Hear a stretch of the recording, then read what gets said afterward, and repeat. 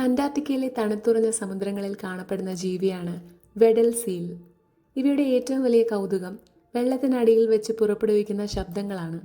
ഈ ശബ്ദം കേൾക്കുമ്പോൾ നമ്മൾ സിനിമകളിൽ കാണുന്ന സയൻസ് ഫിക്ഷൻ സിനിമകളിലെ ലേസർ ബീമുകൾ പോലെ തോന്നാം. വിചിത്രമായ ഈ ശബ്ദങ്ങൾ തരംഗങ്ങളായും ത്രില്ലുകളായും വിസിലുകളായും മാറി മാറി വരും. ഇണയെ കണ്ടെത്താനും തങ്ങളുടെ പ്രദേശം അടയാളപ്പെടുത്താനും ആശയവിനിമയം നടത്താനും വേണ്ടിയാണ് വെഡൽ സീലുകൾ ഈ ശബ്ദങ്ങൾ ഉപയോഗിക്കുന്നത്.